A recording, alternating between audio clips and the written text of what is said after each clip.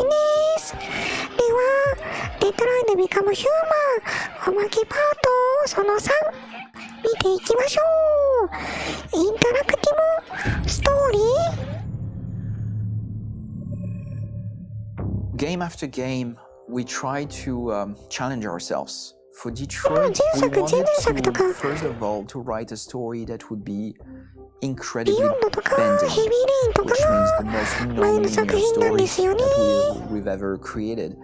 And we wanted really the player to have the possibility to change the story, change his own journey. When you're writing at Quantic, you're writing for an interactive medium. You know, when you're working in television, you'll put a character in a difficult situation, and you as a writing team will argue about what would that character do. But ultimately, you have to decide what happens, and you just show the audience. What's interesting about interactive drama is you bring the player into that conversation, and it changes your job slightly as a writer, because your job is to provide a narrative context in which the player can write his own story. You're giving him this kind of narrative Lego that he's going to snap together into his own shape. You also have the ability to make your audience attach themselves to your characters, because the audience is in some sense responsible for what happens to the characters. このレオの人もいい演技してますよね。あ、盗んでる。あ、やっぱり倒してガサーってやってすってやるんだ。How could you do that? I trusted you. What is a bit specific about this scripts is how large they are. If you take a film script, there are about 100 pages, but here we have to deal with a script that is between 4,000 and 5,000 pages. Everything becomes bigger because we don't just tell one story, but we tell all the possible stories that can be told within this narrative space. On Act 3, our final act, we have around 1,000 different scenarios, and every one of those scenarios has to be as interesting, as passionate, as strong, and as emotional for the player. We want every action that the player does, every interaction that is available to serve in telling the story, and help the player understand who his character is, and build that character moment to moment. まあでも読み切れなかった展開も、怖っ。こんなシーンあった何裏に入ったのは覚えてるけど。 We started with the intention pretty early on that we would never lie to the player. So we implemented a visible tree structure in the game that players can consult during a scene or at the end of it, which shows exactly what they did and what they missed. There are games out there offering world exploration. We offer narrative exploration. You know, keeping control of such a wide and large story is a huge challenge. So same thing when you shoot with actors, because you will need to shoot many different versions of each dialogue, of each scene. For actors, it's a huge challenge. Because of the style of the game, you have so many different ways that the character can go. Every decision, it's what I call kind of choose your own adventure. Like every decision that the player makes, it's going to open up 40 more pages of material and experience that ties in, which means as a performer, you have to try to continue to make things feel real that the player might not ever see, but also that in performance it's not always connected to a previous act. It's grueling, it's hard work, but it's a great team and I was really frustrated. I was until I got to this point where I kind of was able to step outside of my own experience and even in a lot of ways my own process and be able to step outside of that and okay, this is something new. What do you need? How do I meet you there? How do I give you what you need and still feel like I'm doing what's right? And once I did that, then all of a sudden it got really fun. It was much freer, and having to approach it in a new way and think about the player and think about how it serves them and what I'm doing for them or what I'm letting them into. It's really, I think, helped me grow in general. Remember, there's nothing on the left. That's all. So it's probably all there. And then make her come first, close. But I think you would go first to check that it's safe. Okay, sure.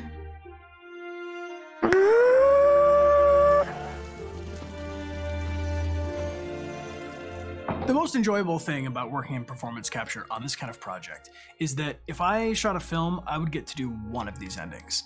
I get to do so many different things as Connor. your head goes all over the place because you're trying to keep track of basically 4 different storylines for each different response. What's the name of my dog? Buddy? Scout. I think it's Jack. I can't remember. So I worked with physicality a lot because it was a good way to anchor myself in these different rings of the tree as the story grows out. I know where that is physically in my body, and then I can switch more continually on set, and it'll be entirely up to the player to determine what order those things come out and what they look like from a distance, like if you're playing through it. The culmination of all that will be their version of it. I'm faster than you, and I don't feel pain. You don't stand a chance against me. Listen, asshole. If it was up to me, I'd throw the lot of you in a dumpster and light a match to it. Tourner les scènes d'action à... Shooting action scenes at Quantic Dream is a real challenge, because these are scenes where the storytelling has to continue. It's not an action scene just to have a dose of adrenaline. The stunts have huge consequences on the rest of the story. It's really a moment where we implicate the player and tell him that the choices he makes during an action scene will have a direct impact on the evolution of his story. My biggest challenge on Detroit has been managing the large number of animations that we received from motion capture.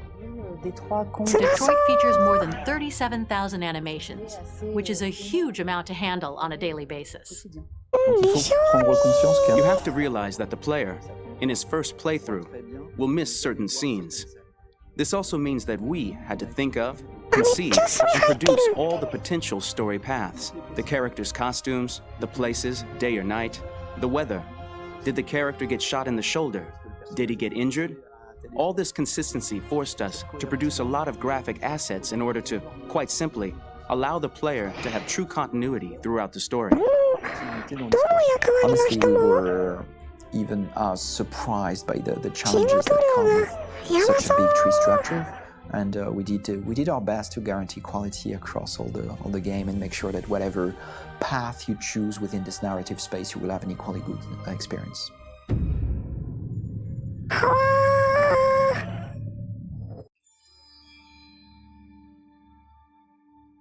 役者さんもグラフィックもシナリオもあとなんかいろんな人の全ての仕事量がやばそう。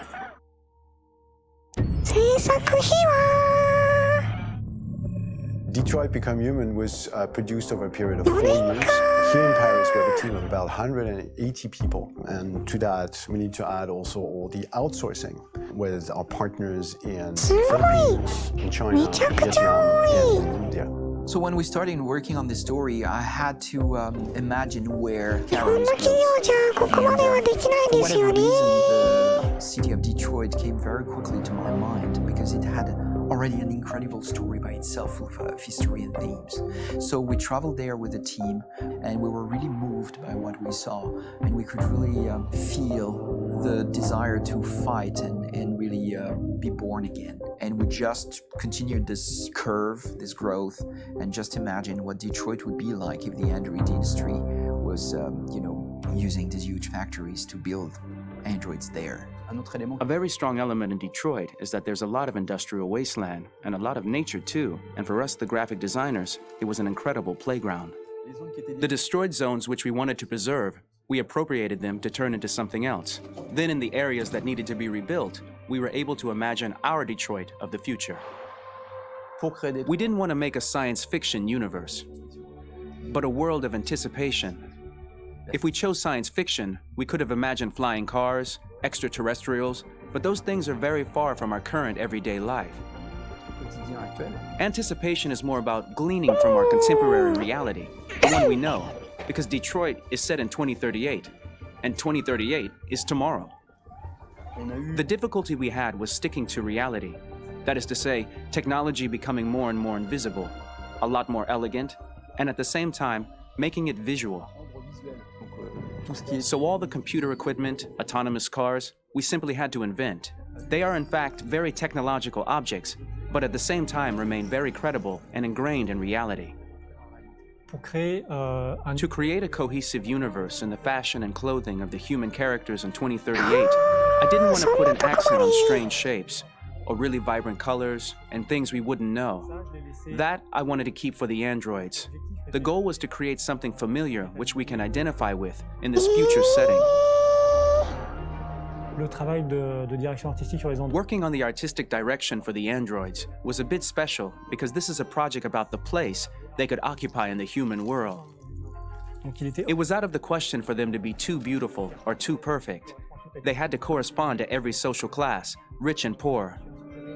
Inspired by everyday utilitarian clothes, I brought a modern touch by adding dynamic display surfaces, the armband we can see on the side, the triangle on the front and back, an LED. Like that, there's no confusion. Wait. You're sending an android? All right, ma'am. We need to go. You can't do that. Why aren't you sending a real person? Once we cast the actors, we travel to meet them in order to scan their faces. We record the structure of their face with the scan. And we record the colors and patches of skin with photography. Once we have this information, we will use this as a basis for modeling and creating the characters. The artist will make it more realistic, but will also enrich it. He will propose ideas which we will develop together. Finally, we will have a character with character who corresponds to the project and the world. When the actors come to Quantic Dream, we show them the design, what their image will be, and what they will look like in the game. This extra information gives them another dimension and color to connect with emotionally. It helps them think about how to play their character. Your mission. That's all you care about, huh? You should consult a professional who can help you. Beat it, you hear me?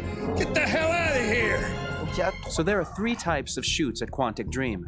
Shooting and performance capture, where you capture the whole actor, his voice, his face, and his body. These shoots are obviously done with American actors because the game's original version is in American English.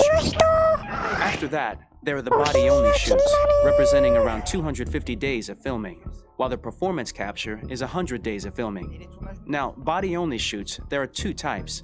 There are the action shoots and the technical shoots, which are mokit shoots. Mokit is when the player controls a character on the screen, and he moves in an environment to explore it. This is of particular importance at Quantic Dream, and therefore we shoot a lot to offer a unique context for each scene and each character. To prepare a motion capture shoot, we first get together to look at the sets we need, the animations that we want to shoot, which ones need to be grouped together, or which ones need to be cut and shot at another time, so that we get the most out of the shooting day. This often means shooting scenes out of order, especially those with big props or accessories, like a big car, for example. So we shoot all the animations related to that particular prop first.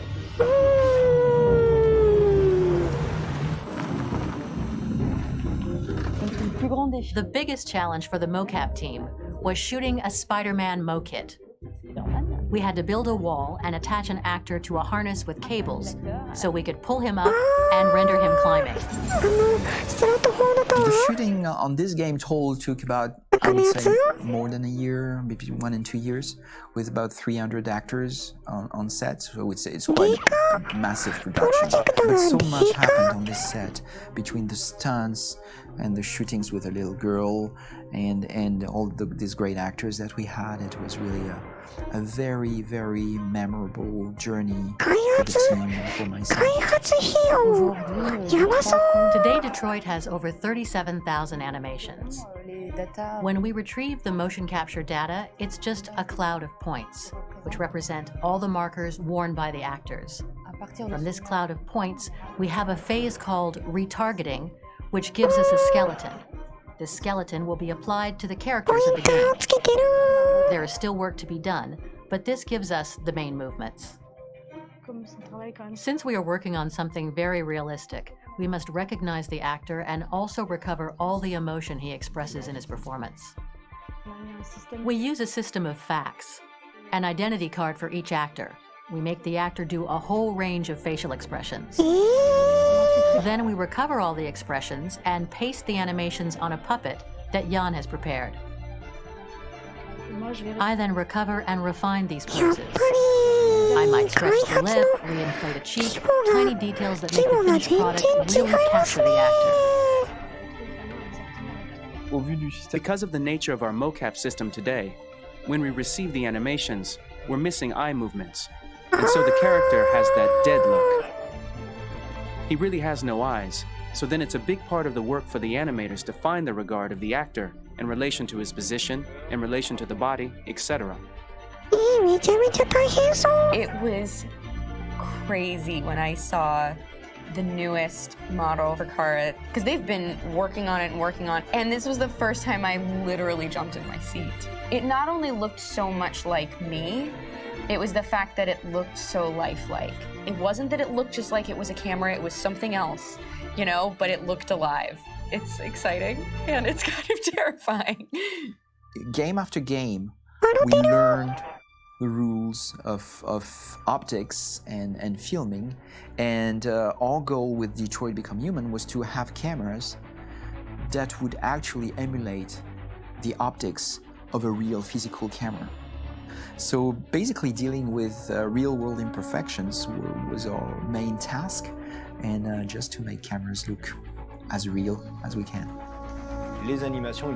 Once the animations are shot and processed by the animation department, integrated and polished, we film them. That is to say, we really do a mise en scène, as in cinema. The real difficulty of our job is to know if these cameras are telling us something.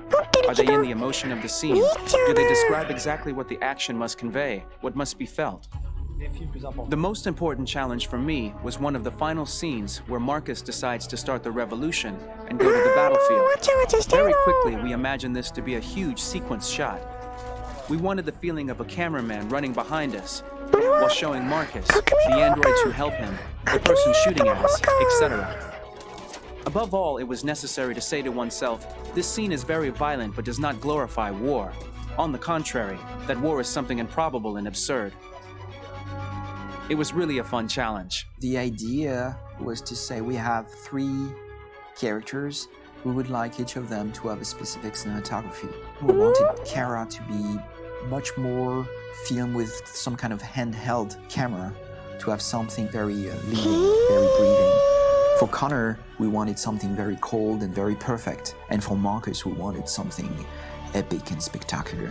So it was about the filming, but it was also about the photography. So we worked with the director of photography to give each character a different lighting, different key colors. Each of them would have their own worlds. And finally, we worked with the composers, so they would create a specific sound for each character, so each would have his own world and his own style.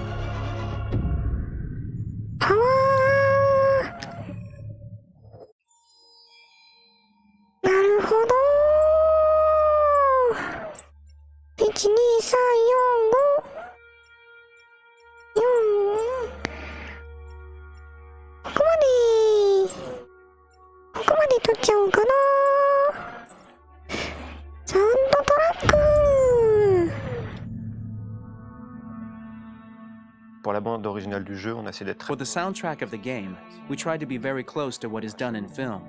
We were constantly asking at each place in the game, why are we putting music here? What is it going to say? So we focused the music on bringing emotion, which is interactive, and supports the character's arc. I'm sorry, honey. I'm sorry. You know I love you, don't you? You know I love you. We make games that are very narrative.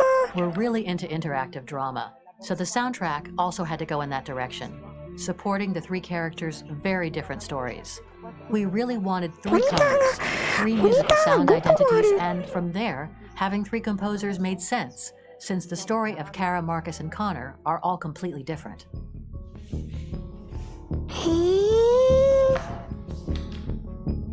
You recognize him? It's Carlos Ortiz. For Connor, we wanted a soundtrack that could be very cold and very mechanical, very machine-esque somehow. For Kara, we wanted a soundtrack that would be very moving and emotional. It was about the quest for identity, but it was also a journey about love and empathy. And for Marcus, we wanted something epic, something that would really represent the grand aspect of his quest. And we were very fortunate to find 3 incredibly talented composers, and working with them has been a dream, honestly.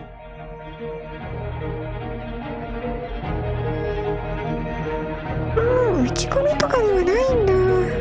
My name's Philip Shepherd, and I'm a composer and a cellist, producer. And today we're at Abbey Road Studio 1, which is my favourite studio in the world. And today we're recording the soundtrack for Kara from BecomeHuman.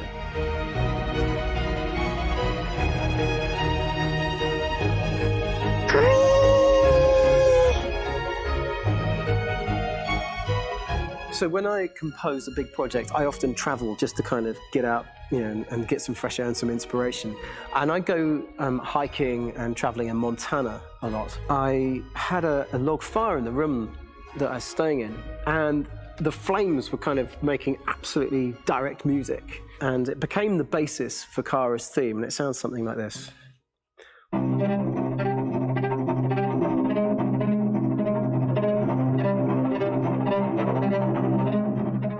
Now, over the top of that, I found a little theme that just seemed to fit over the top, which is taking Kara's name, Kara, and just using like a two-syllable motif, and it sounds like this.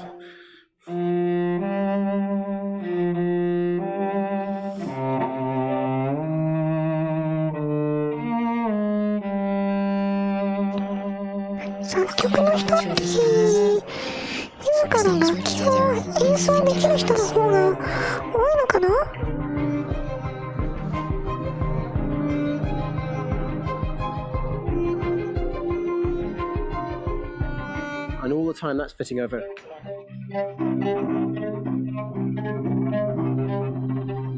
So it kind of works in lots of levels, and in fact every single theme in the score has one of those elements built into it, and it becomes sort of the DNA of every single tune.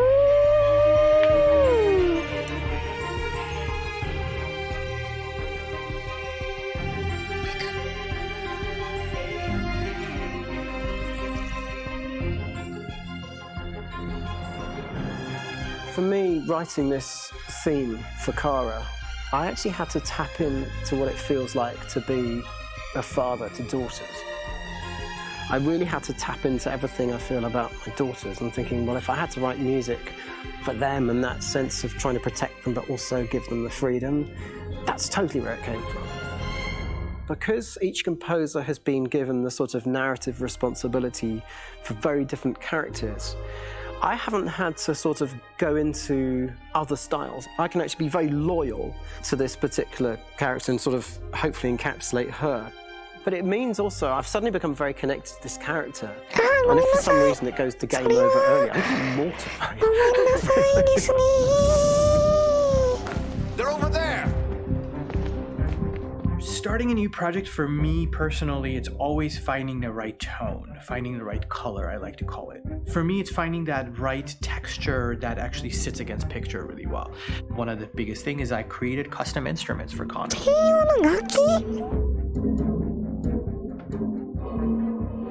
I pulled out all my vintage synthesizers to be able to capture this robotic person, if you will. My approach to all of these custom instruments is that I hear the sound in my head. And either I can just come into the piano and just be like, all right, so I'm going to just get on the computer and just create it.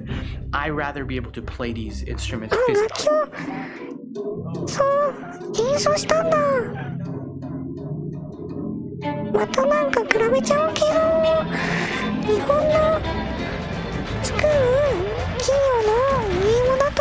As soon as you see Connor the first time, there is a really interesting thematic idea that you hear, and that's just made out of a Moog synthesizer, but completely manipulated in multiple ways, and it's robotic. It has a little bit of an emotional to it.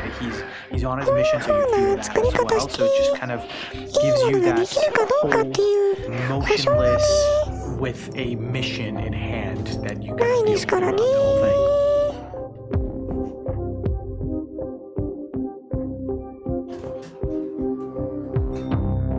Because the music evolved, one of the things that I was very weary and I was very kind of focused on was the way that the music has to evolve. So my idea behind it was that Connor is a singular android that could at any point become a deviant or could actually stay as an android. So I created a more or less an Connor theme, and then I was able to just manipulate it in different aspects of it. Is everything okay, Lieutenant? 日本のの作り方は大成功するようにというよりかは大失敗をしないようにみたいな作り方ですもんね。Connor's journey, he 偏見 needs っちゃ someone, 偏 he 見ですけ needs ど a partner. So how do you deal with a robot feeling? And I've met a partner that I'm gonna work with, or all of a sudden he sees a dead body. Does this robot have an imagination? Does this robot have a feeling? And if yes, how do you translate that into non-emotional music? So basically at any point I was just like, I can't do this, and then I just do it. Property was damaged and でもできた fires ははは continued to み rage たい in な several major districts across the city. Some people are asking, have androids become a threat to our security? When I first started really digging in on Marcus, the one thing that I really tried to capture was the transformation process. You know, Marcus is this android that evolves over the course of the game and really goes from kind of figuring out that he's more than just an android. You know, he's starting to develop kind of a human soul in a way. Try to imagine something that doesn't exist, something you've never seen. Now concentrate on how it makes you feel and let your hand drift across the canvas. The other side of Marcus that I really latched onto was that he almost became a savior for a lot of the other androids in the game. So when I started developing the theme for Marcus, I really made it like a church hymn. 同じ型番というかモデルタイプのアンドロイドって I wanted it to be very simple. I wanted to make it a chordal melody. I really wanted to make it almost like a Bach hymn. The tough thing with that is it had to be recognizable. If I made it too complex from a harmonic standpoint, it would be hard, I think, for people to kind of pick it out and recognize it. It's very acoustic derived, but it's also been treated with a lot of effects and things to kind of put it into the space that I felt the sound should be in. It can be beautiful, it can be haunting, it can be extremely powerful from an action standpoint, and I'm really happy with the way it turned out. The music is there, but it's subliminal and it's emotional, and people are feeling it, and it's not distracting. And that's tricky with a game like this, where you have to have a lot of ins and outs like that, where the music kind of has to get in and out of these moments. This is a war we're fighting with the humans. If we fail, they'll destroy us. I think the game's been put together so well where I just wanted to make sure that I wasn't ruining the emotion.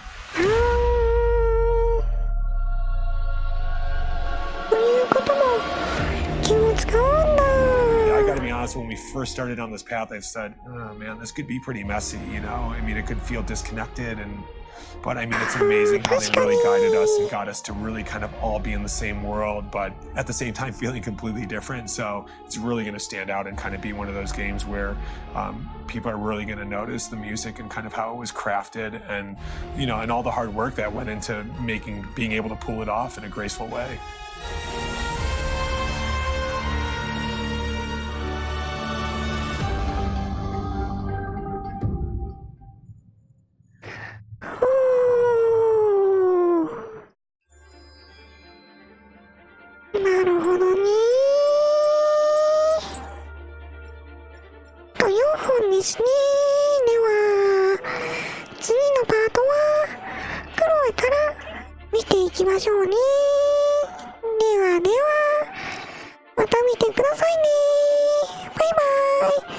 お疲れ様でした。